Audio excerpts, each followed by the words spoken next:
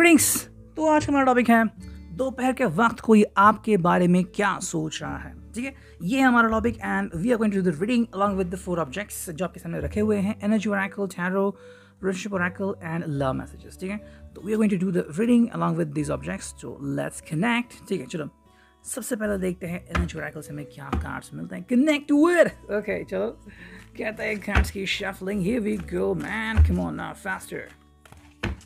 ठीक है, चलो देखते हैं कोई भी हो जो आपके बारे में क्या सोच रहा है। Someone special, yes. लगता ना कि भाई वो क्या सोच रहे हैं, मुझे बात करे, मुझसे बात करे, उन्होंने लाइक वैसे। देखते हैं क्या रीडिंग आती है। चलो बस चुने हैं 5 कार्ड। यह आ गया पहला, ठीक है, या दूसरा, ओके, तीसरा, चलो 3 कार्ड आ गए और 1-2 बार शफल करते हैं।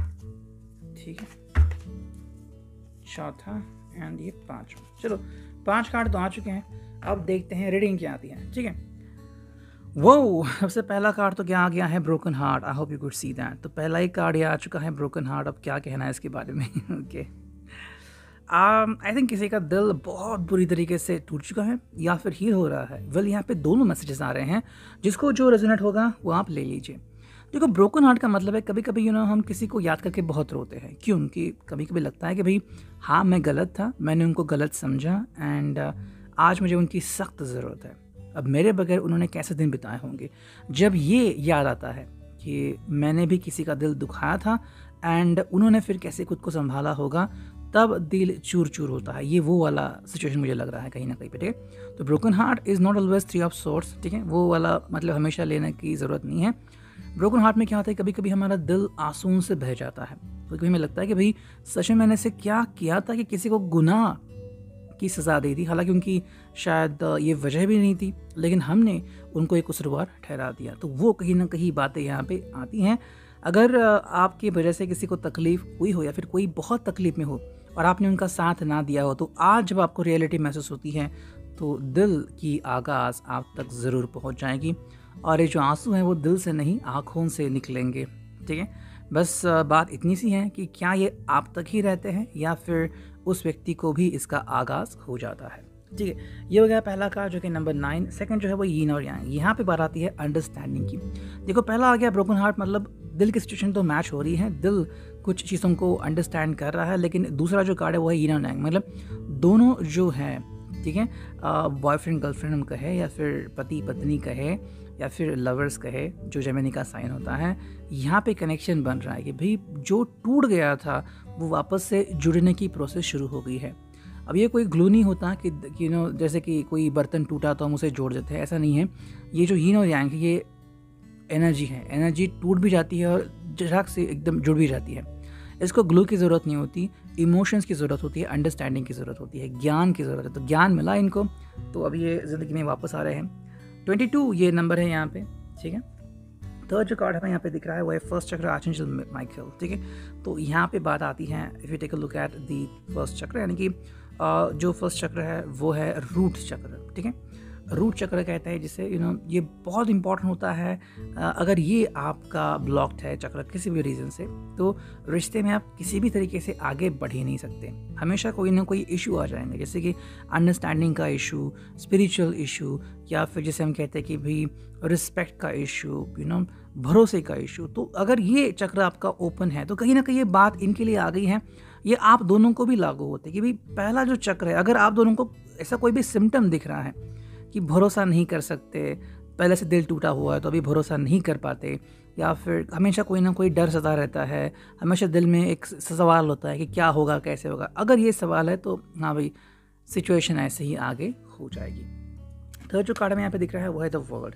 अब द वर्ल्ड का मतलब क्या है, देखो 2 तरह की दुनिया होती है। एक होती है दुनिया जो हमने देखी होती है दूसरों के नज़रिए से, जैसे कि बचपन में माँ कहती कि भाई लोगों से संभल के रहना, किसी भी अनजान पर्सन से बात नहीं करना। वो वाली दुनिया वो अलग होता है, और दूसरी दुनिया जो आपकी खुद की होती है, जो हम सपनों में देखते हैं, आपकी खुद की दुनिया। तो ये जो दुनिया है, क्या आप किस दुनिया से झगड़ रहे हैं? क्या आप अपनी ही दुनिया से झगड़ रहे हैं? मतलब आपके दुनिया में जो आपका अपना पर्सन है, अगर ये पर्सन उसी से सवाल पूछा, जैसे कि मान लो आप उनके अपने पर्सन हो, अगर आपसे ही सवाल पूछेगा तो दूसरी दुनिया तो पहले से इनको खाने के लिए तैयार बैठी है, तो क्या मिलेगा इन्हें? तो ये उनको समझना है कि असली दुनिया कौन सी है।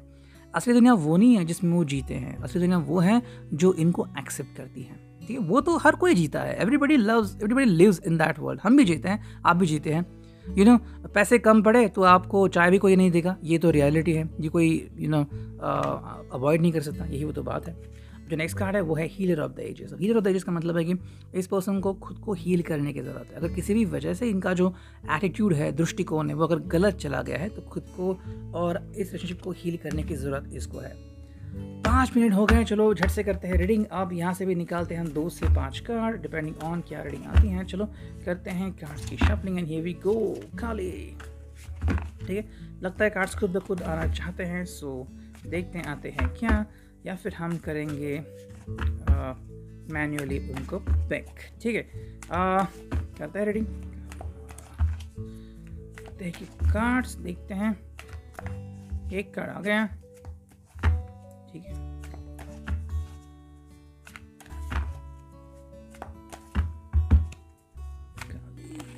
चलो ये भी कार्ड आ गया, हम लेते हैं इसको,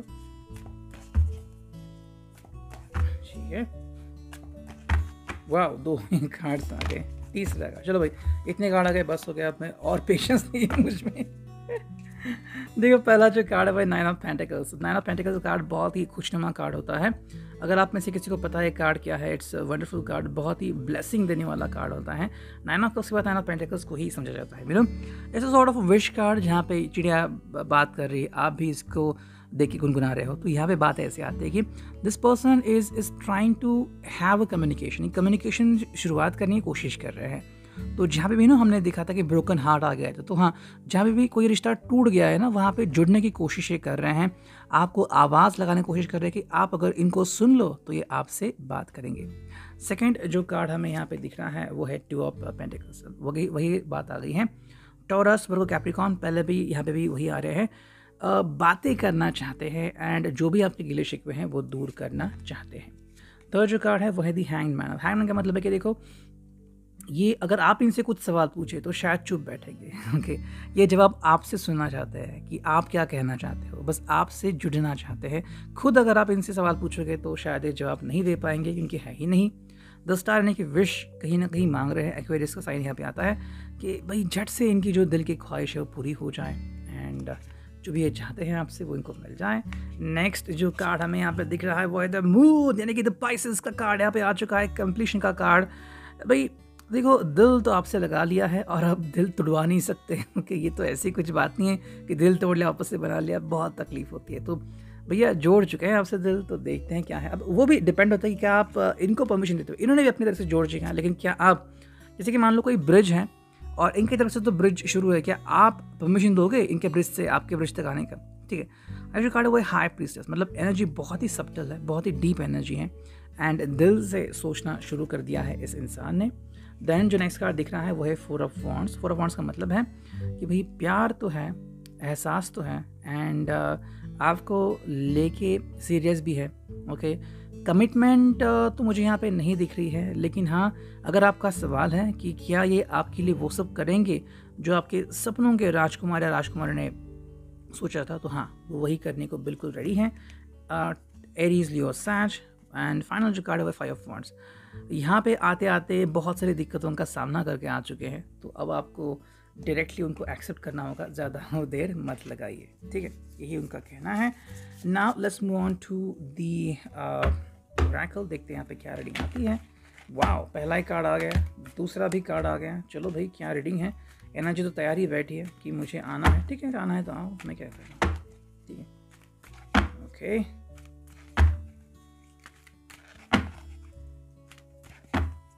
देखते हैं क्या रीडिंग आती है। चलो इतने सारे कार्ड्स आ गए तो हम करते हैं इनसे ही झट से रीडिंग। ठीक है, देखो मेरा रीडिंग जो स्टाइल होता है ना, या फिर जो तरीका, वो एक साथ होता है। तो जिनको भी लगता है ना कि मेरे रीडिंग में थोड़ा सा कहीं ना कहीं पे गैप है, तो प्लीज़ वो अंडरस्टैंड करें कि ये रीडिंग फिर उनके लिए नहीं है।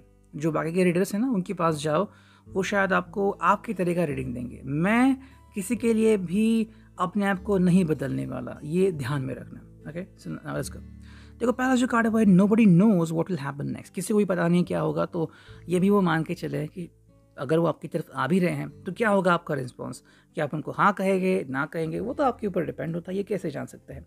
सेकंड जो कार्ड है वो है इनर विजडम। ये उनके लिए काफ़ी इंपॉर्टेंट चीज़ है किसी ने एंजल आंसर के लिए पूछा था, जवाब दिया। तो यह इनर विजडम, कि अपने आप को जानना और कौन व्यक्ति हैं जो आपके दिल को सुकून ला सकता है, इसके बारे में जानना आपके लिए काफ़ी इंपॉर्टेंट होगा। नेक्स्ट जो कार्ड है वो है listen your own inner voice. अपने दिल को सुनने की काफ़ी ज़रूरत है। तो अगर ये वो कर रहे हैं तो काफ़ी सही जा रहेंगे, नहीं अगर कर रहे हैं तो उनको अपने आप को बदलने की काफ़ी ज़रूरत है। राइट और रॉन्ग ये बात यहाँ पे आती है, क्या सही क्या गलत, इसका चुनाव इनको खुद करना होगा। Then we got this one जो कि है just do it. Just do it का मतलब है कि भाई करो, ज़्यादा मत सोचो। आपको उनसे बात करनी है जो सही है, मोरली राइट है, लीगली भी राइट है, सभी तरफ से अगर राइट बात सही नहीं है तो उसको दिमाग से निकाल दो। जस्ट डू इट का मतलब ये नहीं कि भाई go and do whatever you want to do, ऐसा नहीं। जैसे कि मान लो आपको कोई परेशानी है और आपको कहा गया है कि ज़्यादा नमक ना खाओ या फिर ये सब्जी ना खाओ, वही खा रहे, तो ये गलत होगा ना। जस्ट डू इट का क्या मतलब है कि जो अच्छा है, जो सच्चा है, अगर आप उस राह पर चलना चाहते हो तो वो अच्छा हो सकता है आपके लिए। नेक्स्ट जो कार्ड है वो है believe in your own power. आपको अपने दिल के ऊपर विश्वास करना होगा। एंड जो फिनाले कार्ड है वो है बिग डिसीजन। शायद जब ये आपसे मिलेंगे या बातें होंगी तो आप भी कहोगे कि I am ready to be with you, तो कोई प्रॉब्लम शायद नहीं आएगी। एंड फाइनली देखते हैं फिनाले कैसे होगा। वेल ये तो बहुत सारे कार्ड्स है, करते हैं shuffling and here we go. देखते हैं क्या रीडिंग आती है, बस कुछ ही कार्ड हमें चुनने हैं। ये गया पहला, दूसरा, ओके, तीसरा, चौथा और ये पांचवा। चलो 5 कार्ड हमने चुन लिए हैं। I think that is enough for today's reading. देखते क्या रीडिंग आता है। देखो पहला जो कार्ड है वो है everyday I make a wish just to be with you for ever.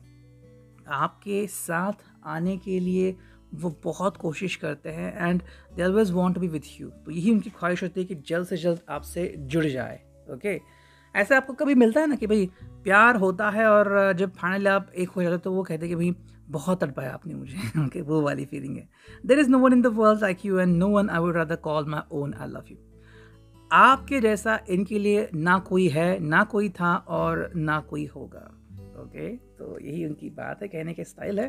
भाई क्या करेंगे, उनके अदा है। नेक्स्ट कार्ड है वो है मी एंड यू। वाओ, ये देखो अपना ट्रम्प कार्ड आ गया है। I hope you could see that. Okay, I am taking it much closer to the lens. Yeah, I hope you could see that. Me and you, we are a picture I framed in my dreams. I love you. Well, आप दोनों मतलब जैसे कि आप देख सकते हैं यहाँ पे दोनों अलग अलग विंडोज़ में खड़े हैं।